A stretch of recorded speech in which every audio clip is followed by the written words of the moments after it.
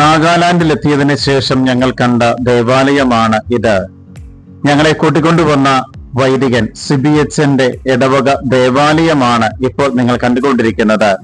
വർഷങ്ങളായിട്ട് സിബിഎച്ച്ൻ ഈ ഒരു നാഗാലാൻഡ് എന്ന് പറയുന്ന ഡൈസിസിൽ സേവനം ചെയ്തു വരികയാണ്. നാഗാലാൻഡ് ഡൈസിസിന്റെ കീഴിലുള്ള മെഴ്സിഫ്മ എന്ന് പറയുന്ന ഇടവക ദേവാലയത്തിലേക്കുള്ള പ്രവേശന കവാടമാണ് ഇപ്പോൾ നിങ്ങൾ കണ്ടുകൊണ്ടിരിക്കുന്നത്. ഒരു ക്രിസ്മസിനോട് അനുബന്ധിച്ചാണ് നാഗാലാൻഡിൽ ഞങ്ങൾ എത്തിച്ചേർന്നത്.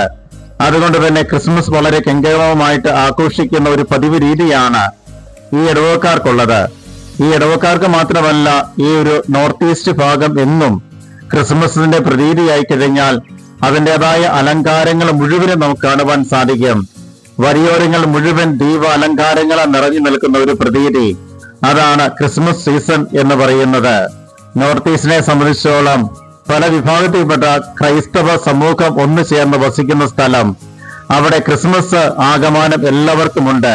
അതുകൊണ്ട് തന്നെ വഴിയോരങ്ങളെല്ലാം അതിമനോഹരമായിട്ട് അലങ്കരിക്കുവാൻ ഈ പ്രദേശക്കാര് ഒരിക്കലും മറക്കാറില്ല. അതിന്റെ ഭാഗമായിട്ടാണ് ഞങ്ങൾ നടന്നു നീങ്ങിയ ഓരോ വഴിവീതികളിലും വളരെ മനോഹരമായ അലങ്കാരങ്ങളൊക്കെ കാണുവാൻ സാധിച്ചിരിക്കുന്നത്.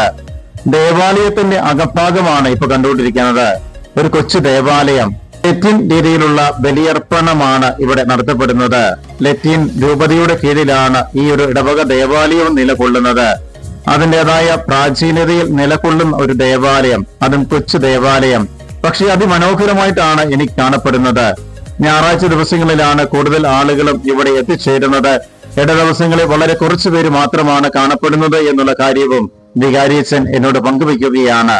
അതോടൊപ്പം തന്നെ ഈ ഇടവക്കാർക്ക് വേണ്ടി സേവനം ചെയ്യുന്ന ഈ ഒരു കാലഘട്ടം മുഴുവനും വളരെ സംതൃപ്തിയാണ് എന്നുള്ള കാര്യം അച്ഛൻ പങ്കുവച്ചത് ഞാനിപ്പോൾ ഓർത്തു പോവുകയാണ്. നാഗാലാൻഡിൽ വർഷങ്ങളായിട്ട് സേവനം ചെയ്യുന്ന ഈ ഒരു വൈദികനിലേക്ക് എത്തിച്ചേരുവാൻ ഞങ്ങൾക്ക് ഇടയാക്കിയ പ്രധാന കാരണക്കാരി എന്ന് പറയുന്നത് മണിയങ്കുളം ഇടവക്കാരി തന്നെയായ സിസ്റ്റർ സെലിനാണ്.